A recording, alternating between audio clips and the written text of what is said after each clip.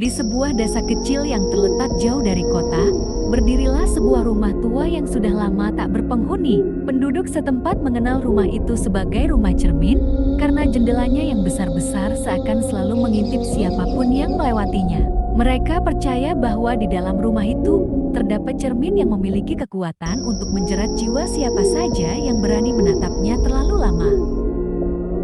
Suatu malam yang gelap, datanglah seorang pemuda bernama Arman ke desa itu.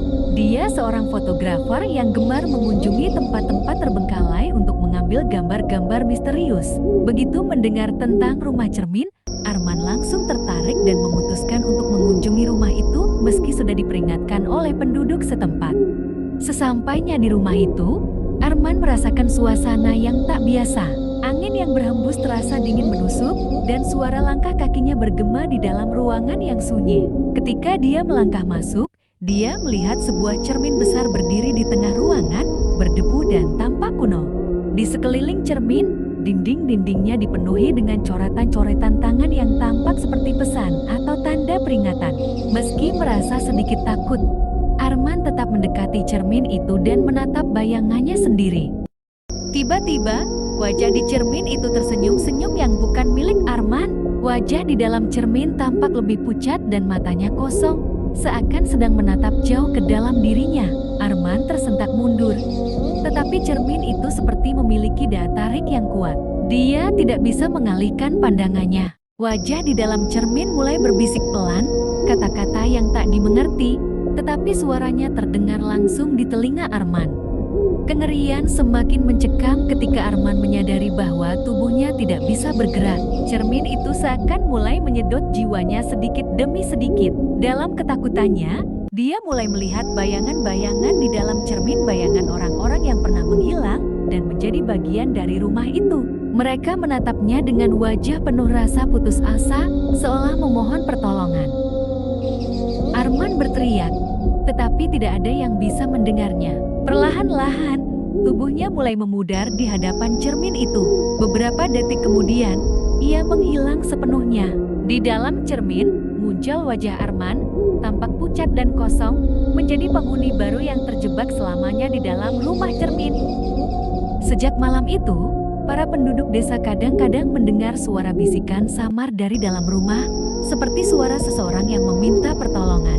Dan mereka tahu, satu lagi jiwa telah menjadi korban kutukan rumah cermin yang tak pernah berhenti menuntut jiwa-jiwa baru. Konon katanya, rumah ini tidak dibangun oleh tangan manusia, tetapi muncul begitu saja setelah angin badai besar melanda hutan itu. Orang-orang desa sekitar tidak berani mendekat karena cerita seram yang tersebar dari mulut ke mulut. Suatu malam, 3 sahabat Dara, Budi, dan Raka memutuskan untuk menantang nyali mereka. Mereka masuk ke hutan dengan membawa senter kecil dan bekal seadanya. Setelah berjalan beberapa jam, akhirnya mereka sampai di depan rumah cermin itu. Begitu Dara membuka pintu rumah tersebut, mereka langsung disambut oleh hawa dingin yang menusuk. Cermin-cermin besar yang berjajar di sepanjang dinding tampak memantulkan bayangan mereka dalam sudut-sudut yang aneh, seakan-akan bayangan mereka memiliki kehidupan sendiri. Saat mereka melangkah masuk, pintu tiba-tiba tertutup dengan keras, membuat mereka bertiga tersentak. Suara gaung pintu tertutup bergema di dalam rumah, membuat suasana semakin mencekam. Raka mencoba membuka pintu lagi, tetapi pintu itu tidak bergerak sama sekali, seolah terkunci dari luar.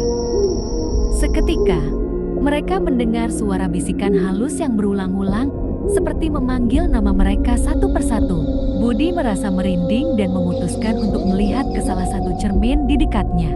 Namun, ketika dia melihat bayangannya sendiri, wajahnya di cermin tampak berbeda, lebih pucat, dengan mata kosong yang menatapnya tajam. Wajah di cermin itu tersenyum lebar, tetapi bukan senyum yang ramah, melainkan senyum yang penuh kebencian. Dara panik dan mencoba mengalihkan perhatian dengan melihat cermin lainnya. Tetapi semakin banyak cermin yang mereka pandangi, semakin banyak juga bayangan-bayangan asing yang muncul di balik cermin. Bayangan mereka masing-masing mulai bergerak sendiri, melakukan gerakan yang berbeda dari yang mereka lakukan.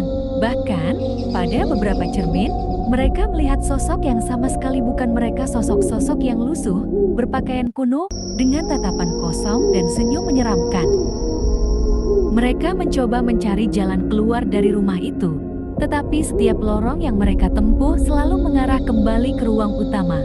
Tidak peduli berapa kali mereka berputar, rumah itu seolah terus mengubah-ubah tata letaknya, membuat mereka tersesat semakin dalam. Pada akhirnya, Dara menyadari sesuatu yang mengerikan di salah satu cermin. Ia melihat bayangan Budi dan Raka, tetapi sosok dirinya sendiri tidak muncul. Seolah-olah cermin itu menelannya, meninggalkan dirinya hanya sebagai bayangan.